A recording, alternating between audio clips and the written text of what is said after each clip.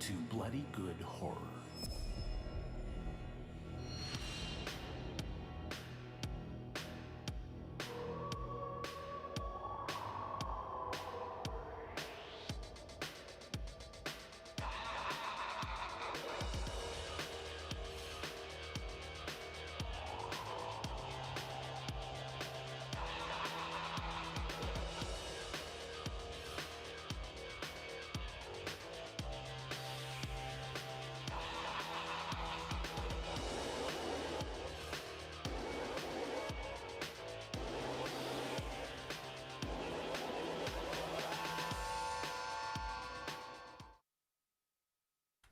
Hello, everybody, and welcome to another exciting episode of Bloody Good Horror. My name is Eric, and I'll be your host for this evening, where we will be reviewing Promising Young Woman. Some very light fare for this evening. Joining me tonight, first up from Chicago, Illinois, looking like one of those like duck hunting brothers. What are those dudes' names? Duck Dynasty? Yes, those guys. I mean, they don't corner the market on camo. Like, You look like a duck. Don't they? Please welcome Joe to the show. Oh, I didn't even notice the American flag on that hat with black and buddy, black he's and fucking white. Patriot. I mean, speaking of John, how you holding up, buddy? I'm sure it was a rough day for you. I mean, Oh, stop it. like, You you all right? son of a Like, bitch. hey, now's the time that we come together and move forward, John. Right? Okay. God. All right. I'm not Next even up making on the fun. show, returning after her debut last week, please welcome Caitlin to the show. Hello. Next up joining us, the business manager at bloodygoodhorror.com. He's straight up with his pop collar right now. Looks like he's wearing, like he's a flasher. Like that's what you look like right now, John. Welcome to the show. I don't even know how to respond. You look to like a that introduction. Scooby-Doo man with like, it's like three kids on top of each other, like trying to sneak into a club or Yeah. something. I'm pretty sure this is like a athletic wear Under Armour thing. I don't think the collar goes down, so it's weird to You're say like- that it was popped. You're I like don't know. 2 steps One away from... ticket to a rated R movie, please, Yes, sir. yeah. You're like 2 steps away from Pee-wee's mugshot. I'm just saying, be careful. Yeah. Last up, joining us tonight, still looks like Jerry Garcia. Please welcome Casey to the show.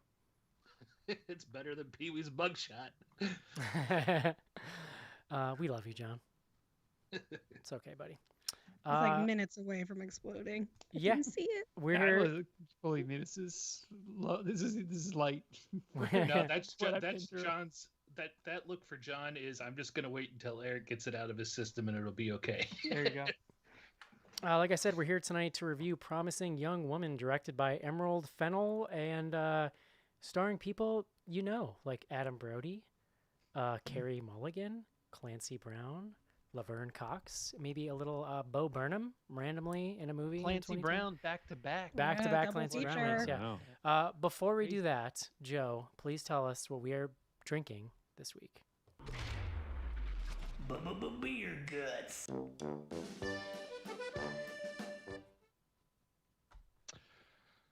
I'll be honest, I didn't have the beer in front of me because I completely lost track of what we were doing. But we're watching Promising Young Woman. I don't even know how to begin to explain this, but a story of a wonderful woman who works at a coffee shop, John. And in honor of that beautiful, sweet, dark elixir, I picked a beer from the good folks at Lakefront Brewing. That's up there in Milwaukee, Wisconsin. We went there at the 10-year. I've been there. We enjoyed some time. And the beer I picked from them was their Fuel Cafe Coffee Stout, which is a delicious beer. And coffee stouts, one of my favorites. I've talked about this before. I've never picked this one. I checked, John, because we have a list. But Lakefront, one of the larger breweries in this Midwest region. I think they distribute pretty far. I know we got them back when I was living in Jersey and in New York. They get their stuff. So fairly well known. Coffee Stout, I think, is somewhat of a recent addition to their year-round rotation, sometime in like the last couple of years, maybe longer. But I just discovered it, I think, last year. Comes in at about 6.5% alcohol. And like you expect, it's got a big coffee flavor to it. Very like sort of black coffee with a little bit of like toffee notes and stuff. So I really enjoy it. Like I enjoy that like dark coffee flavor in a stout. Like the flavors go so well together. It just makes me happy. And I think you actually do get a little bit of the caffeine because they use, espresso beans in the roasting process. Or I don't know which coffee beans they actually use in this, but it's in there. They're So you're beans. gonna enjoy yourself. Is this the place that we went on the first night we were in Milwaukee? The first night, yeah, we went for dinner and then kind of just hung out and drank some beers and stuff. They had a super amazing gluten-free beer that was made with ginger. That was awesome. I do. Yeah, we have some great photos from that. That was a really fun time, and I really enjoyed that place. Lakefrontbrewery.com is their website. Like I say, fairly well known. Their stuff is always good, so you can't really go wrong. And if you can find this one, I definitely recommend it. I'm going to sound maybe like an idiot more than usual. That waterfront that it's on, that wasn't a lake, though. That was the river that I assume runs to the lake. Or was that on the lake? Yeah, no, it was a little more like a man-made tributary. It was like a canal or something. Yeah. Right? Yeah. I think a river runs through it, John. I don't know Do specifically. you remember what kind of fog was there, John? I'm trying to remember. Oh. You guys.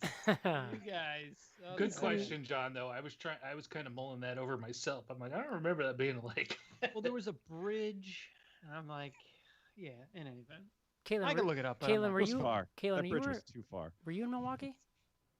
I was not, but I will say that inside jokes and personal memories make for great radio. So this Yeah. has been great. Good call.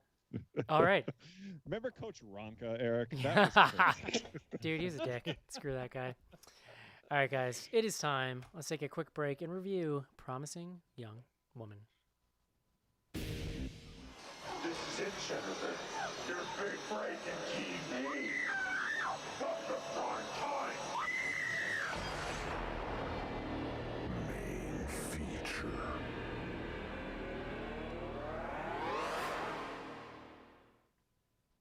John Schnars. Eric. It officially ended today. So, do we have your permission to take words back? Can we take them back, please? Ooh. All right, so whatever. We don't need to get too into it. But I was actually thinking how nice it is that he does not have the social media anymore. Yeah. Because, you just don't even have to think about it anymore. It's Yeah. amazing. I think I legit need some kind of daily, I think I'm going to set a daily alarm on my phone for 5 minutes after my alarm just to remind me every day that, it's okay now. Yeah, I mean, I just hope he's never allowed back on Twitter because literally it's been the best week I've had in a while. Yeah. You're not on Twitter. Yeah, but It doesn't matter. The It problem doesn't is matter, that all dude. anyone else talks about Yeah. is Yeah. what such and valid. such person said. That's on Twitter. fair. Such and such person. Cool. Yeah. All right, John, Eric. please bring us the word of the day.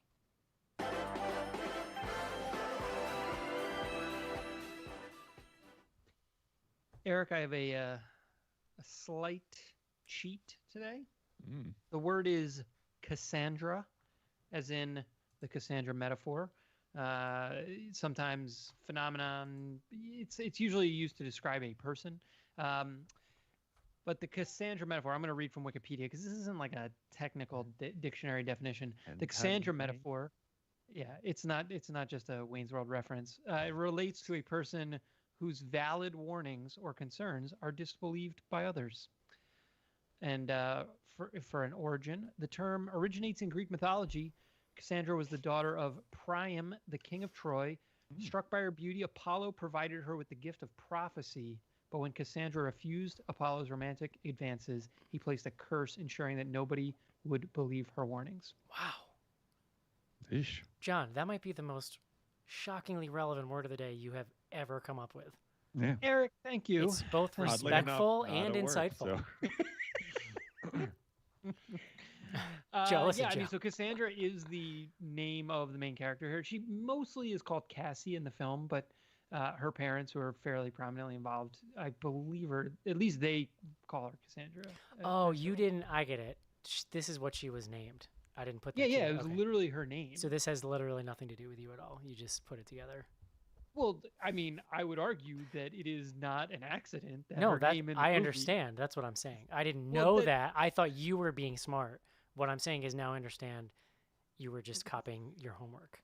No, I was paying tribute to the smart thing that the Caitlin- writer Caitlin feels Emerald me. Fennell did. I mean, to be So- fair, Eric, you don't think John makes up these definitions every week, Yeah, do you? yeah, Like, that's you what know, I was thinking. Inventing these words. you know, like on the he's spot. getting them from No, someplace. I just know John was He's watching the copied movie. his homework every week. I just know John was watching the movie and heard that and went, "Oh, sweet, check."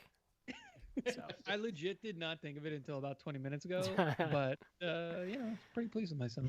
all right, John, I'm sure you are. Please tell us about Promising Young Woman. Yeah, promising young woman. I mean, you teed it up a little bit. This is a debut by a woman, Emerald Fennell, who I did like a little bit of IMDb stalking earlier.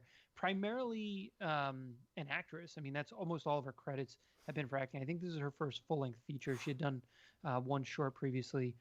I am going to go out on a limb and say she's British, just based on the stuff she's been in. But I don't know that I'd seen any of these things. Like, so she's in The Crown.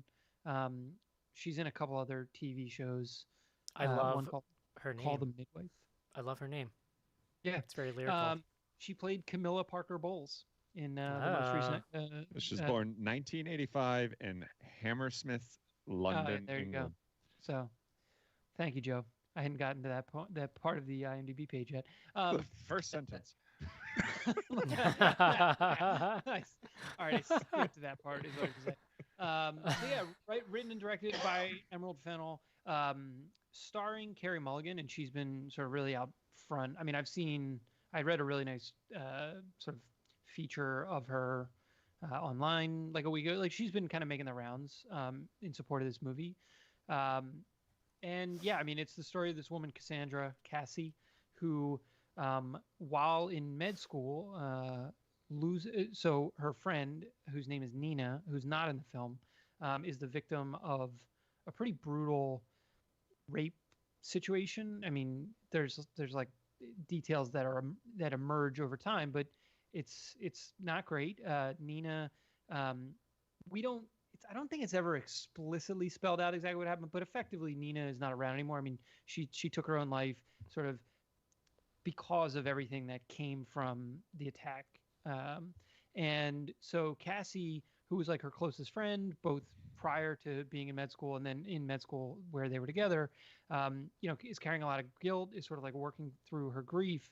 And the way we see her doing this is, she's living at home. She's working at a coffee shop, as Joe mentioned. But at night, she goes out to bars, clubs, and effectively like pretends or acts really drunk and sort of has men pick her up, who she then scares. I mean, some of this is left a little open, I feel like, to interpretation, or at least like it's left somewhat undefined. I mean, we only see a couple of these encounters, but it seems like she sort of has killed some people, and then she sort of makes a decision based on how they react to the situation, whether or not she's going to kill them or like just scare them. Well, so That's the way it seems. we should talk about it. Like, I actually don't think that's true at all. Like, I would go the exact opposite direction and say Interesting. like she's not killing anyone, but Then what do the red checks mean?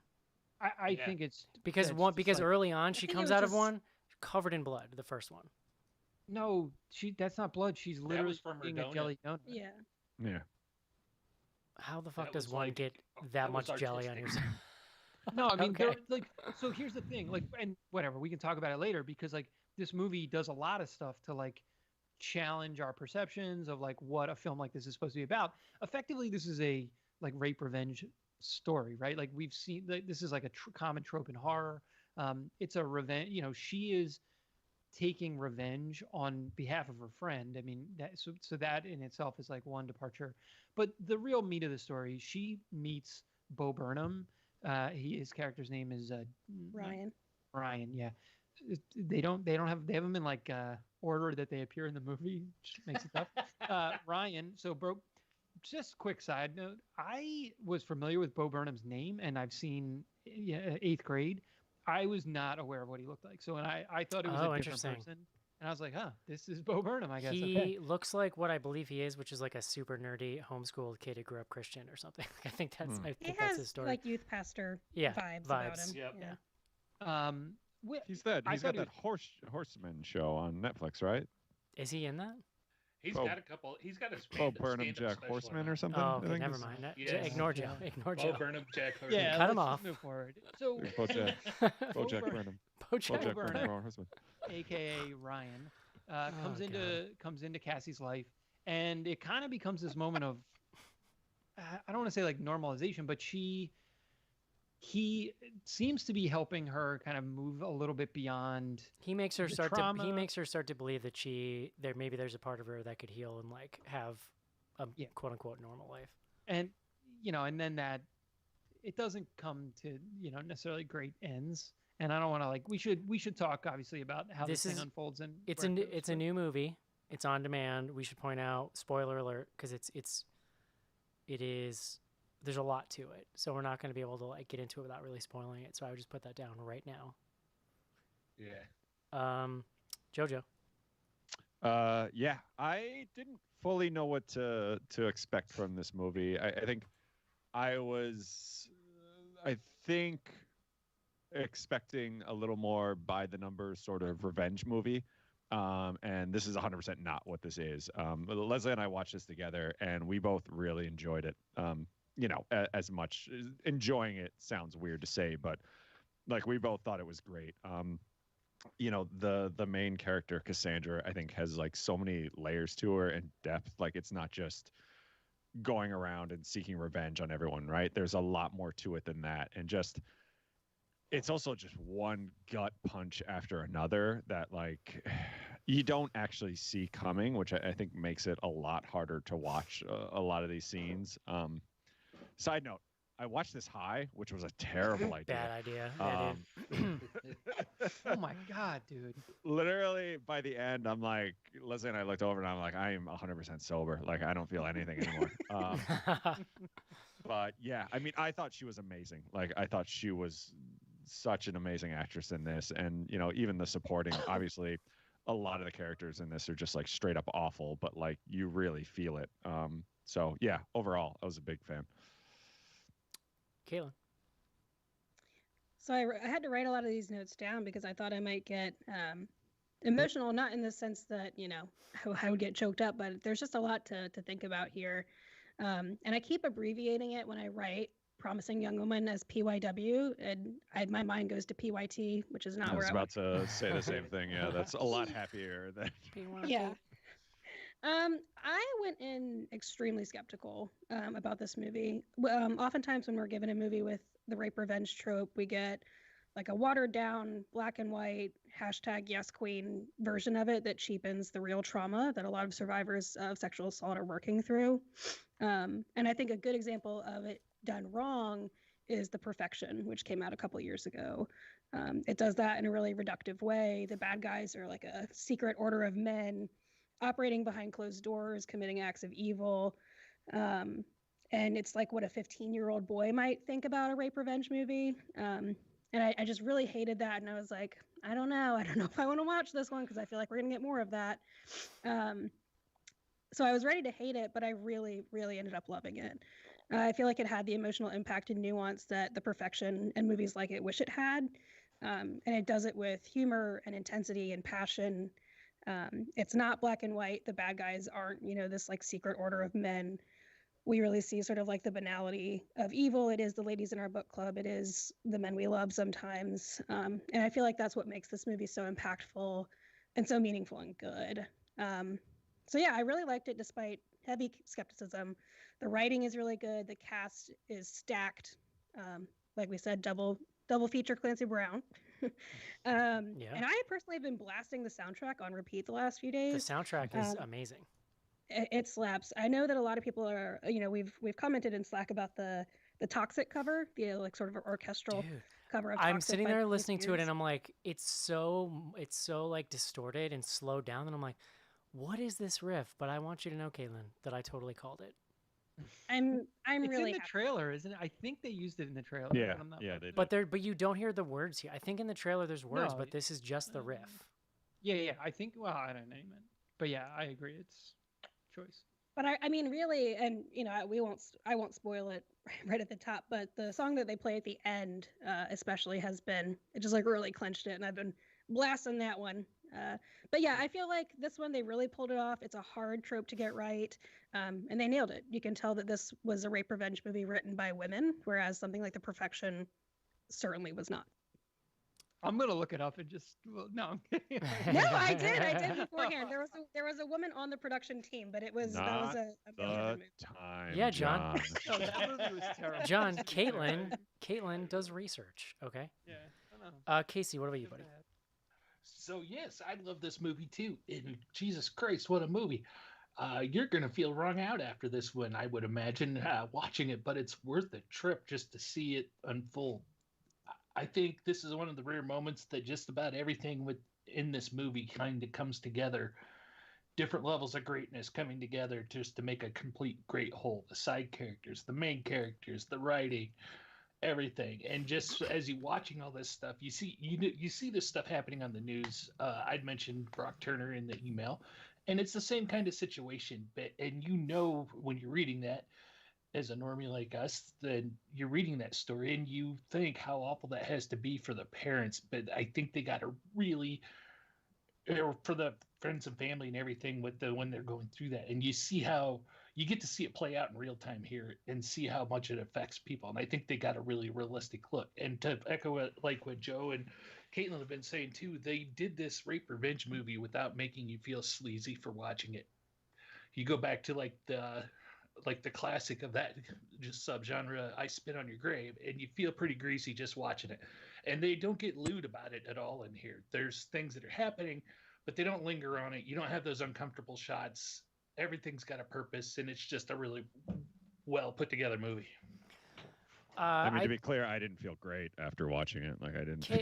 Yeah. Kaylin, you like?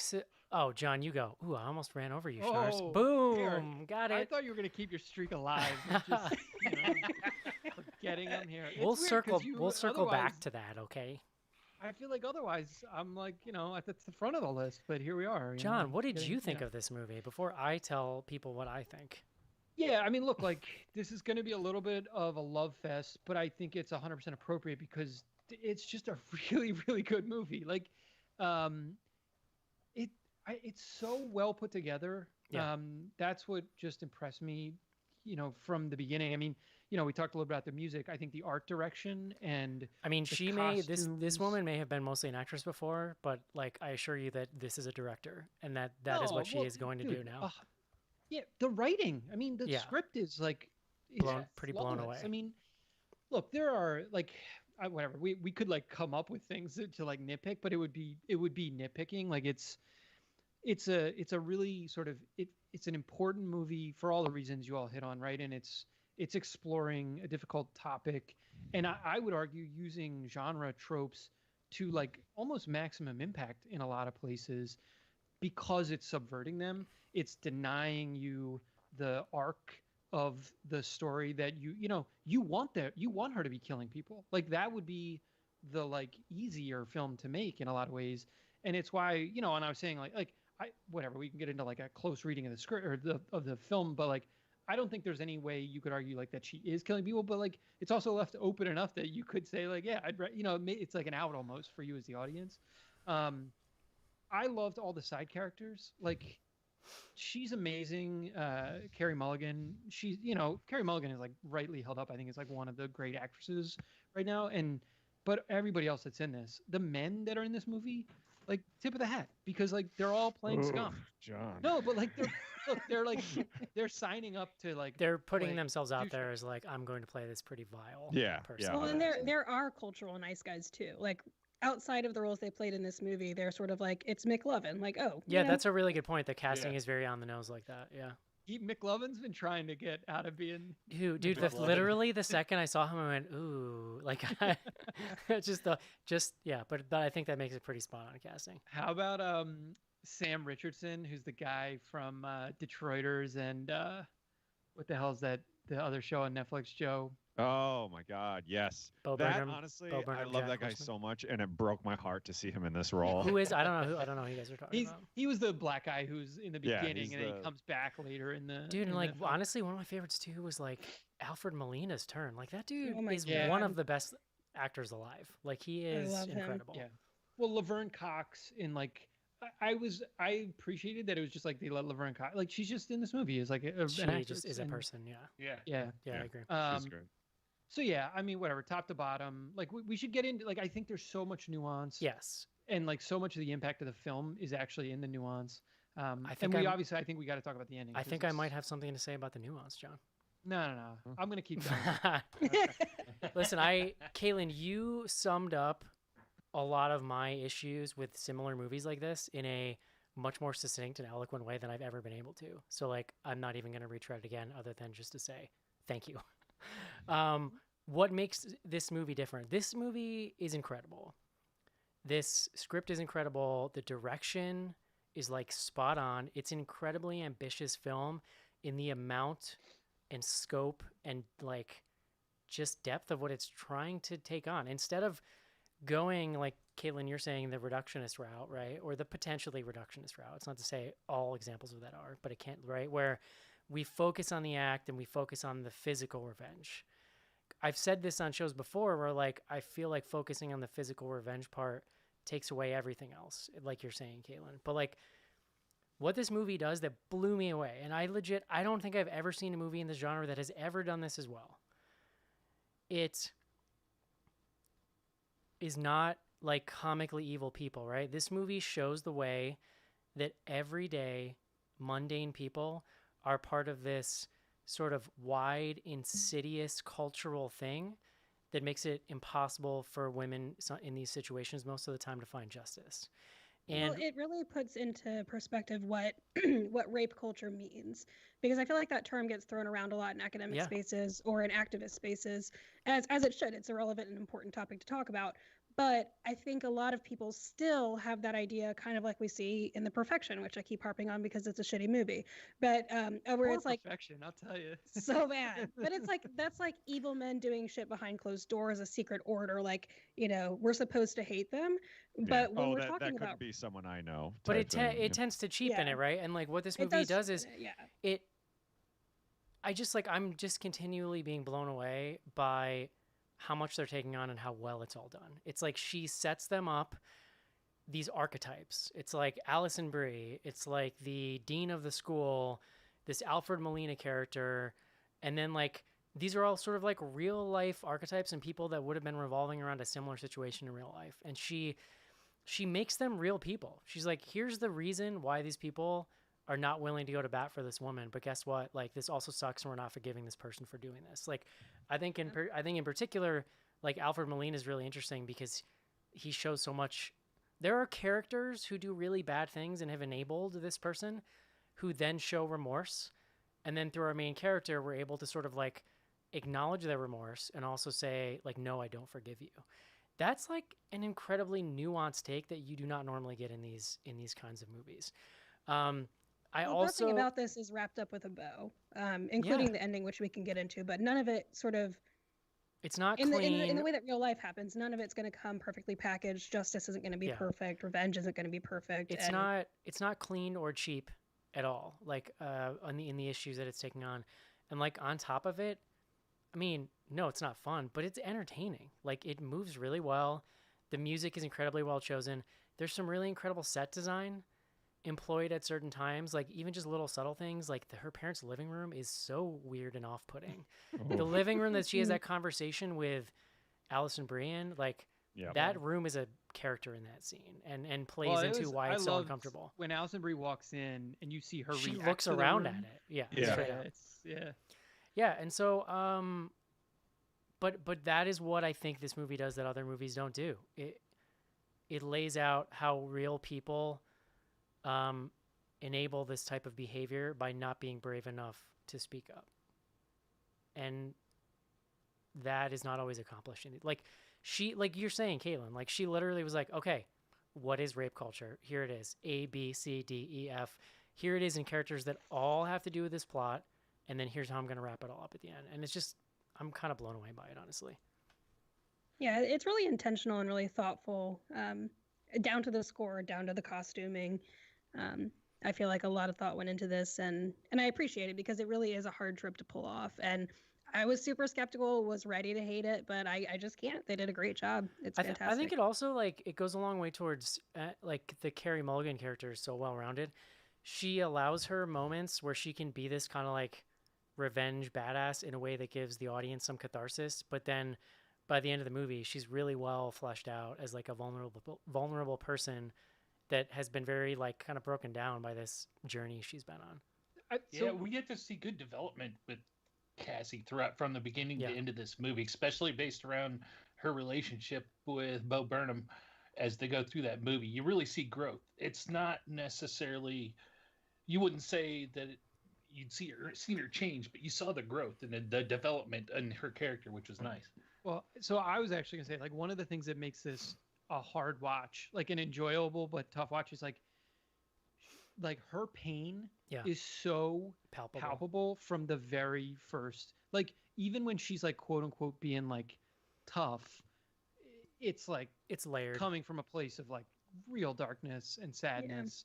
Yeah. And it was, I mean, that's what, like, I think when I first I responded like right after I finished watching this movie, because it was like such a, you know, emotional experience. And like I said, I had like a knot in my stomach, but it's primarily from like, you know, empathizing with her and going on this ride. Now, I don't know.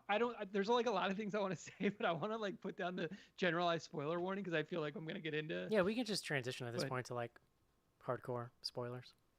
Yeah, to me, the most impactful thing, and like this is like partially just like my personal life experience. There were two things: the relationship with Bo Burnham.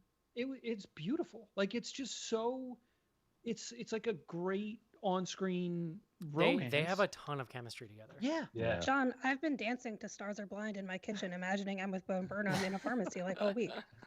It's so charming. I didn't know that was Leslie like this called the charming. twist halfway through the movie, and I had not thought of it, and it gutted me. So at some point, What's funny is I think every woman saw it coming. Yeah. No, I think Yeah, the that's fact right. the fact early on that how tied in this incident was with her school and the fact that he also went there, I feel at some point I was like, there's got to be something. Yeah, well, you had a hunch that something was wrong with him, but then, like, you know, I was expecting towards the end, like, he was going to try and attack her or something. I didn't piece together that he was probably in the room, which, like, side note, Caitlin, I don't know what your, like, feelings were after, but Leslie hated my guts for a good 25 minutes, like, just in general, like...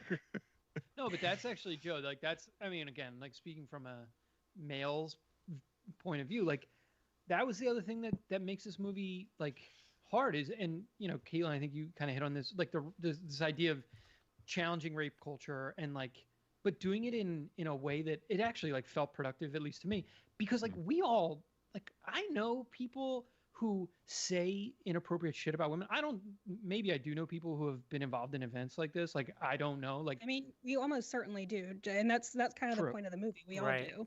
Yeah. Exactly. But like what I do know, and it like happens with like it's happened less frequently in my life, like just as I've gotten older and I like hang out with less douchebags, but like just men who will say like random shit to you. Like, I've been at work events where like the guy will say something, like a guy who's like a work colleague or a client will say something inappropriate about like a waitress. And you're just like, what the fuck are you doing, man?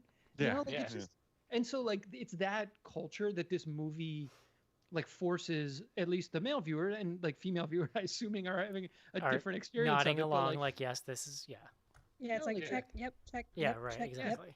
Yep. And so I don't know, but it didn't feel exploitative. I would say, and when I say that, I mean like these men weren't like caricatures, like they weren't. No, and that's the They kind of were what's very believable. That's kind of what's amazing Yeah. about what she's accomplishing here is kind of what I'm saying. Well, and Yeah, that's which what I was talking about, the banality of evil. Yeah. It is the girl in your book club and the girl that you went to school with. It is, you know, your friend's boyfriend. It's people that you know. And I think that's, you know, we've talked about it already, so I don't want to beat it, but it's so hard to pull off, and they did it really, really exceptionally. And every one of those. I thought the Casey. Connie Britton scene was like Oof. one of the best moments of explaining that too, just from listening to her talk and her reasoning of what she did back then and whatnot. It's like, who am I supposed to believe? What am I supposed to do? You can't take everybody's word. And every one of those characters has a specific purpose in the movie, which is to deconstruct an existing like myth and excuse that people use to like not get involved, right? Like Yeah. none were of just those none of kids. those They were- encounters are like mushy in their messaging. Like every single one of those people have like analogous versions in real life or like arguments that get said all the time, right? Like it's almost like this is so weird, like Kill Bill, like the way it's like setting up a list and then each person is like a specific point along the journey and they all sort of lead into the bigger thing. No, Eric, there were literal check marks on That's the what I'm screen. saying. Like, Yeah. Yeah. Like it's Yeah. there's something almost like, but in that way it's like there are moments where it's almost like pulpy, if that makes Yeah, sense. yeah. Mhm. Oh, totally. Yeah, I think that's the genre mechanics like that she clearly understands and is bringing to bear, but in a different context. So Well, it's nice outside. Eric sent us a link today that had an interview with the director and talking about her views on the ending of this movie and whatnot. And some of the things she had to say in there that you would normally expect some of the genre payoffs when you get to the end of this movie, instead of what unfolded and everything. And then I liked her point of view though, where she says she could do that. She had plans to do that, but then it's not being true to the character and the events that are happening and keeping it realistic, which I thought was pretty brave move, and it turned out to be pretty powerful. Too. I would like to stay for the record too that Elizabeth sent me that link and I am not. Yes. I did not go and find that on my own, Casey. Eric, there was never a point where I thought you were searching. I know internet you for didn't, interviews. Yeah, I John, but didn't I just either. wanted to make Sorry. that clear. The other thing I wanted to hit on really quick, and we talked about it a little bit of email, but the parents, Oh god. um, just it's almost like its whole own unique thing because what you basically have is this portrait of these two parents who have a daughter who is dealing with like very intense mental health things. They've basically, I mean, we don't see like every minute of their lives, but like what you read from the film is like they've been as supportive as they possibly can. Like she's like living at home at the age of 30. She's dropped out of medical school, and they're also it's like impacted their lives. Like they're sad. Like the parents Yeah. don't Yeah. seem Well, like They want to vivacious. fix The it line and they that- the don't line know that- how, right?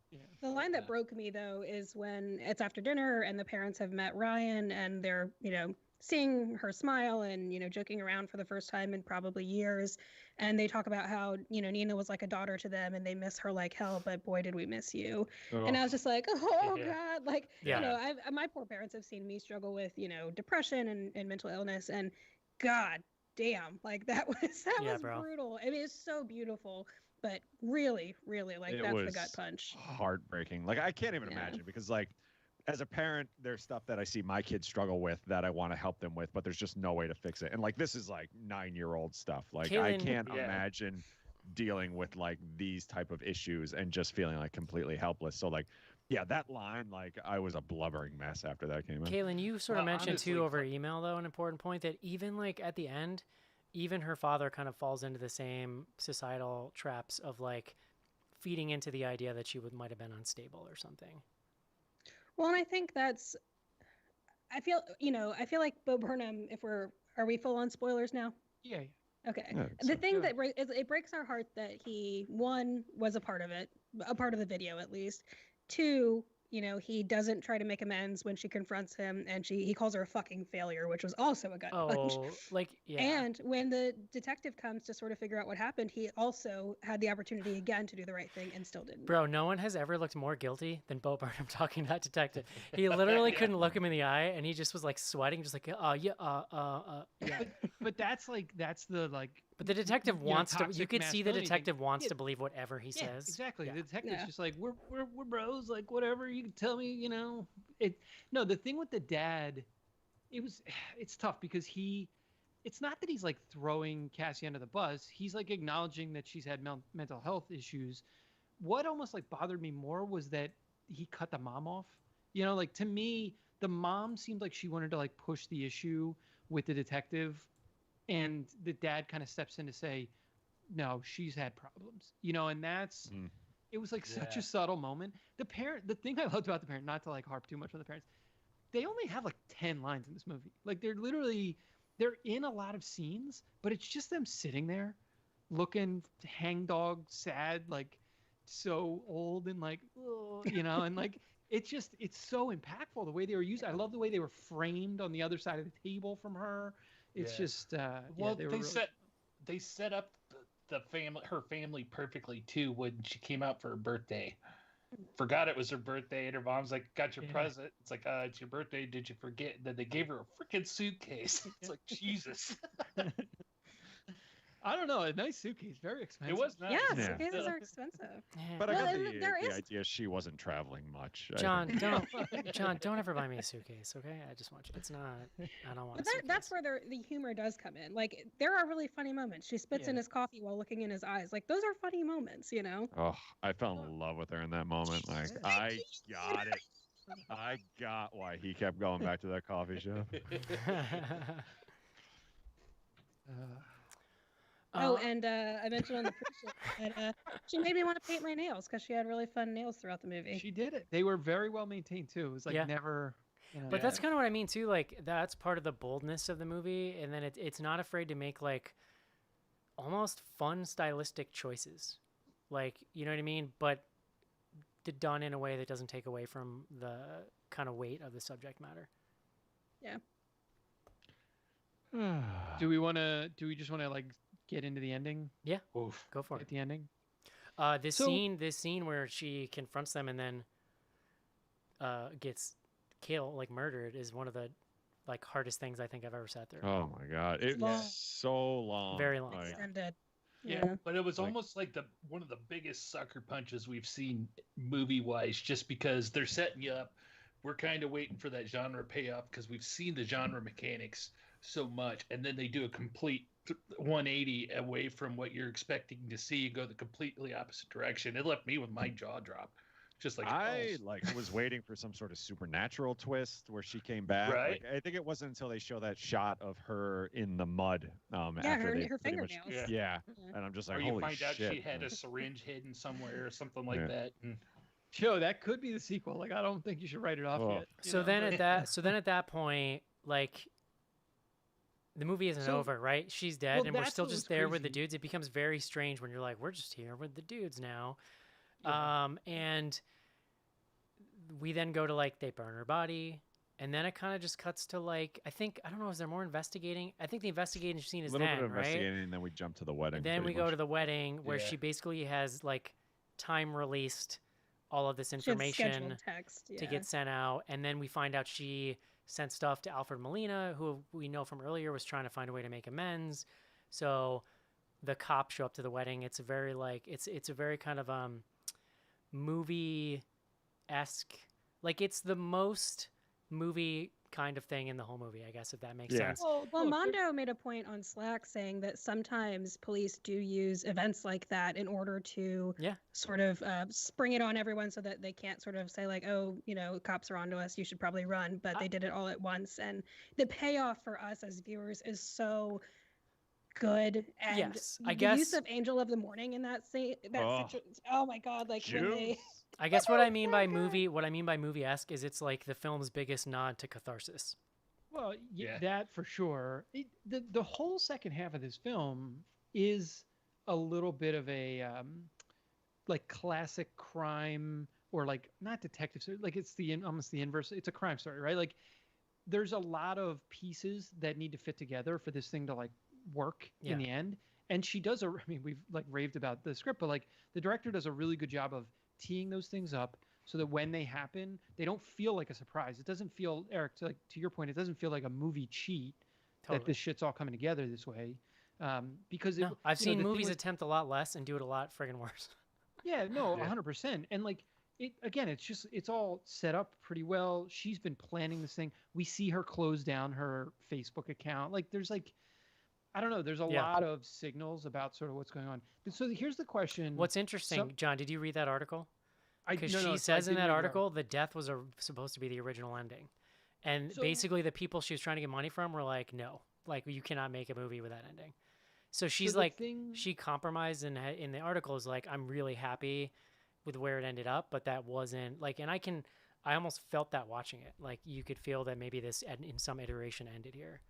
Well, when I was talking to Joe, not BGH Joe on Slack, our friend Joe F, and he was talking about how it almost becomes more impactful because the only way that justice is even served, and it's not for Nina, because Right. Nina doesn't really get justice, Yeah. but the only way that it happens is at the expense and the assault of another woman. Yeah, Mhm. that's a good point. Yeah. So this Yeah. Leslie brought up this question like after we watched it. Like, do you think she sacrificed herself? Like she knew she was gonna die. I like kind of that's felt, yeah. So I think she knew it was a possibility. Yeah, I was gonna say there was like chatter. I feel like about that maybe on That's Slack or also something. addressed in that article as well. Well, because my read was like she certainly didn't go to that house with like she has a death wish Yeah. in the sense that like someone with like severe mental health issues like doesn't care about their own well-being at times, like that's like a symptom, but she didn't like plan to die. Like she was, I don't know, like I just felt like the way that it transpired, like she It was seemed like actually she knew there's a high possibility, which is why she had this plan in place, basically. Mm-hmm. yes. And she Yeah. probably, I mean, I can only assume that the like criminal part of the like getting the charges or like, well, because you're right though, but if she doesn't die, they don't get arrested. Sure, but she would have like I think I guess my read on it was like the original plan was she goes there to get the satisfaction of getting the truth, Yeah. which has been denied.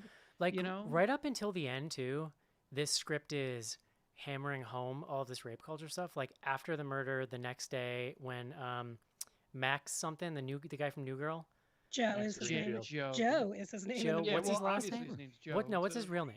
It's scumbag Max. name. Max something. Greenfield. Okay. So he's John- so good at John, being list in order which of the male characters you like the best. You go through that. no, but Joe, he's I gotta get my shot. he is so good at being scummy, and like I said, even in this scene, this script is continuing to reinforce all these themes, right? Like it is so pointed to me when he is comforting this dude the next day and he's being like, none of this is your fault, and he's saying it like over Yeah. and over and over Ugh. in a very like that was very much being like a point being put on that by the script, like the sort of way that his actions are being excused by other people. Well, that and the fact that once he came upstairs the next morning at the cabin, he didn't even hesitate. He's like, "Okay, here's what we're gonna do. We're gonna get rid of this, and we're gonna shut up." It's also funny in an uncomfortable way, right? Because he's like, wait a second, you killed the stripper, and then he goes, what is this, a 90s movie? Which made me laugh because I was thinking Yeah. about Very Bad Yeah. Things, which is like one of Yeah. my favorite movies. Like, so it's a movie that sort of dares you to laugh sometimes too. Yeah. By the way, for the record, seeing Schmidt be one of these douchebags was like my biggest heartbreaker. Yeah, but he's so close to that, and like the New Girl version of him is just like a whitewashed version of that dude, right? Like, Well, no, New Girl though, he's more in love with himself. He's not gross towards women necessarily. He's just in love with himself. Well, he is a douchebag little gross. adjacent. I just Yeah. rewatched it. He wouldn't have burned He's a woman's not- body, but like Yeah. Wow, John, if he's put in the situation, you don't know. I've Fair. never seen this show either. I don't- me neither. So But yeah, I mean, like again, right up until the end, like these points are just all being reinforced. Like I say this, I've said this hundreds of times on this show, but I deeply appreciate movies where everything feels meticulously purposeful, and this is definitely one of those movies. Yeah, I did like the extending end is the ending of this as we start to see everything unfold is about the time Bo Burnham started getting the ghost text on his phone, and you start to see what's going on and watching all that unfold, and the way it was shot and the pacing of it and everything. You start to hear sirens in the background, slowly getting louder and stuff. It was just great as it all crescendoed up to this big mass Well, ending. There's And also Angel of the Morning being the song that overlays it is Yes. truly perfect. there's It- there's I another just all came scene together. there's another scene too that highlights some of these things. I'm just remembering. Caitlin, maybe you remember what character it is, but like there is a character who straight up asks her for forgiveness, which is like Alfred Molina does. Alfred Alfred Molina Molina, does. yeah. right, Yeah. and it's like that's also a thing, right? Like sort of you see this with a lot of somebody like Louis C.K. or something, right? Like openly asking women that you've wronged to like offer you forgiveness to make them feel better. And maybe he's the one that she literally says to him like, no, like I don't forgive you. You know what I mean? I think she does though, doesn't she? Yeah, I think she Yeah, did she forgive does, him. yeah. Because he's the only one that is remorseful without getting caught, right? Like every other Right. guy in this movie starts to regret it after she calls them out. Well, Whereas before she even shows starts, up at his door and he's already in he's like ready. a bad state. Yeah, totally. Yeah.